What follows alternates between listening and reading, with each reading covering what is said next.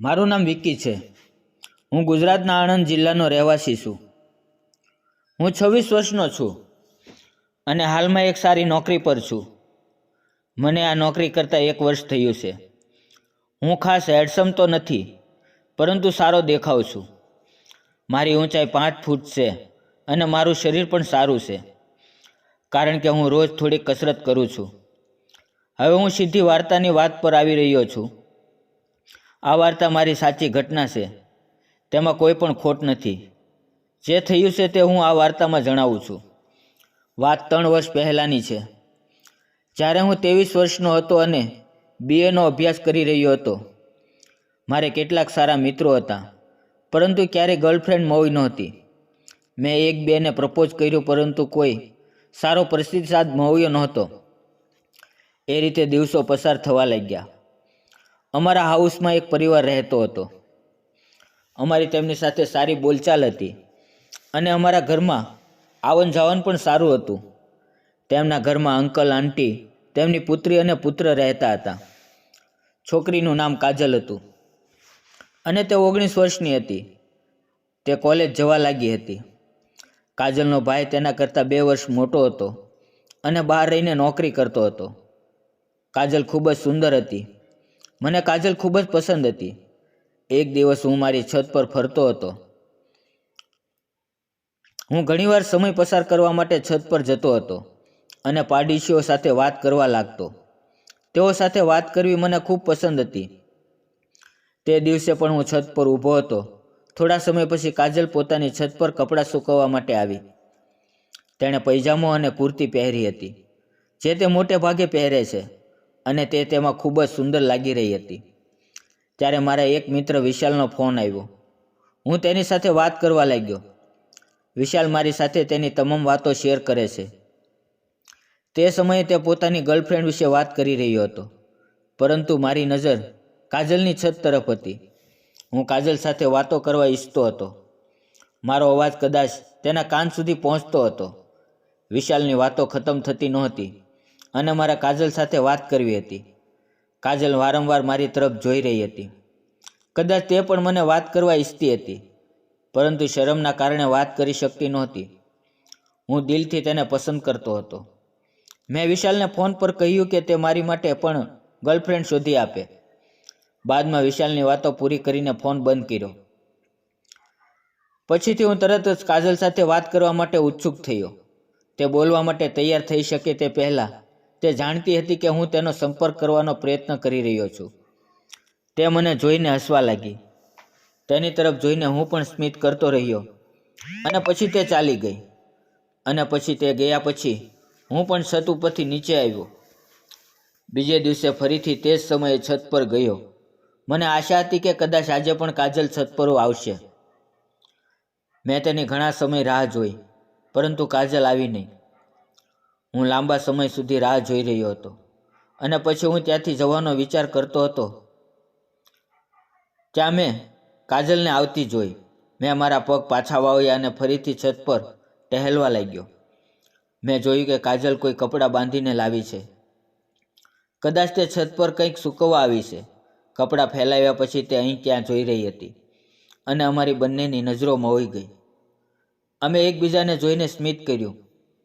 મિત્રો, જ્યારે કાજલ સ્મિત કરતી ત્યારે દિલ ખુશીથી ઝૂમી ઉઠે છે. તેનું સ્મિત ખૂબ જ પ્રેમાળ હતું. તે દિવસે મેં વિચાર્યું કે જો હું થોડો પ્રયાસ કરીશ તો કદાચ કાજલ મારી સાથે વાત કરી શકે છે.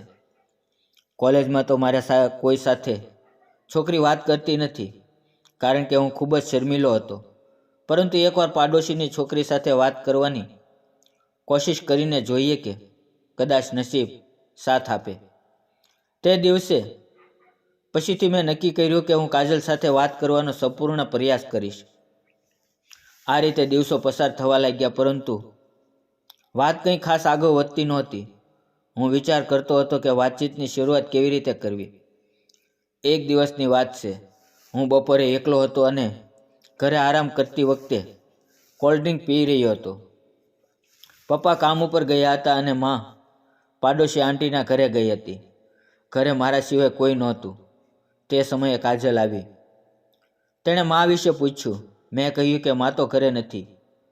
મેં પૂછ્યું કે શું કોઈ કામ હતું? જો તમે કહો તો હું માને કહું. તે બોલી કે તેને સૂટ વિશે પૂછવું છે. કાજલ સિલાઈ કામ વિશે જાણતી હતી. મેં કહ્યું, તું થોડી રાહ જો, માં હમણાં આવી જશે. તેના માટે મેં એક ગ્લાસ કોલ્ડ ડ્રિંક ભરી દીધું. તે પહેલાં ના કહેતી હતી, પરંતુ પછી પીવા લાગી. હું તેની સામે ખુરશી પર બેઠો હતો અને તેને જ જોઈ રહ્યો હતો. હું કાજલને જોવાનો કોઈ પણ મોકો છોડતો નથી. તે જાણતી હતી કે હું તેની સાથે વાત કરવાનો પ્રયત્ન કરી રહ્યો છું અને તેની સાથે લગ્ન કરવા માટે ઉત્સુક છું.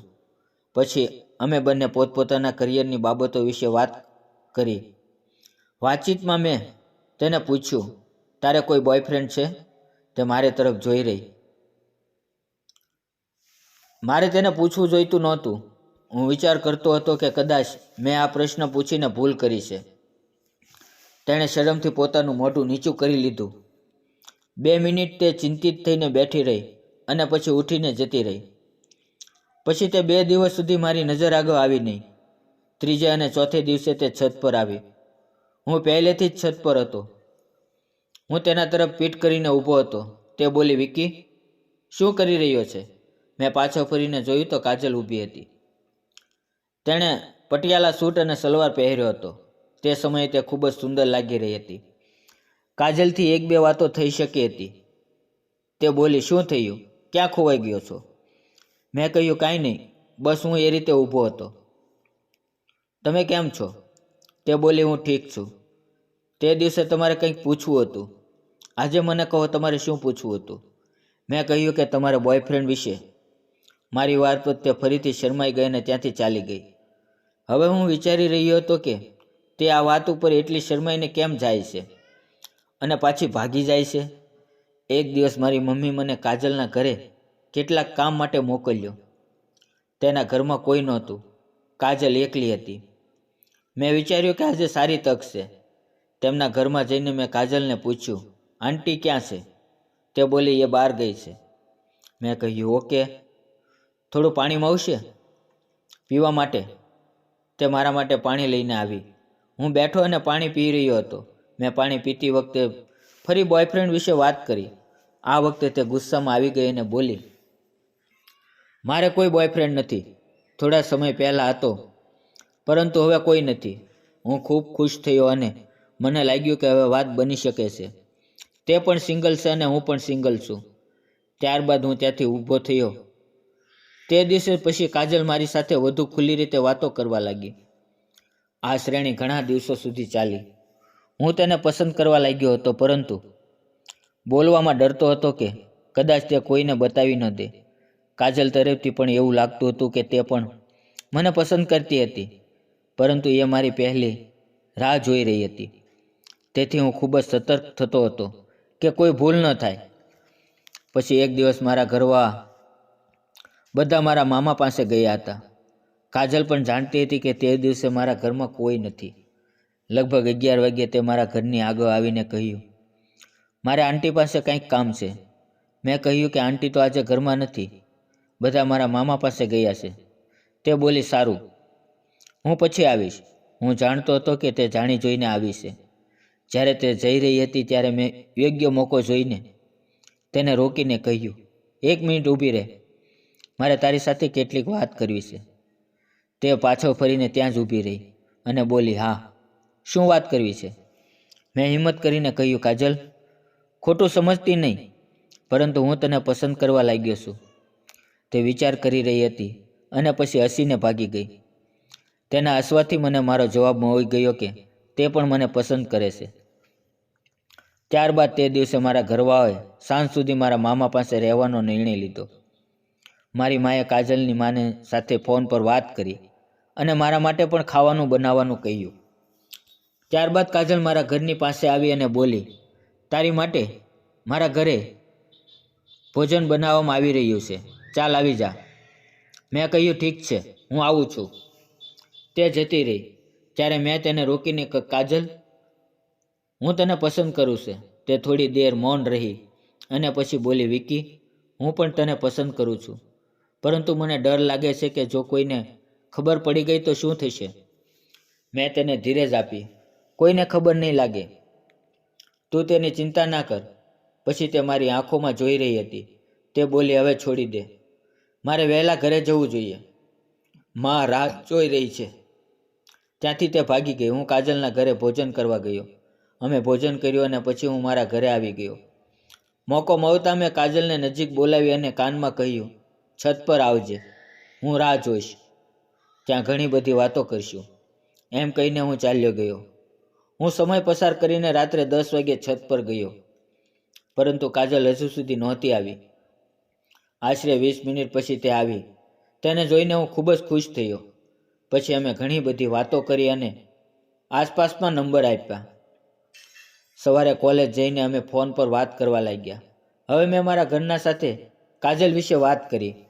મેં ઘરના લોકોને પૂછ્યું કે તમને કાજલ કેવી લાગે છે. મમ્મી બોલી, શું અર્થ કે કેવી લાગે છે? મેં કહ્યું, હું તેને પસંદ કરું છું. મમ્મી બોલી, તે સારી છે.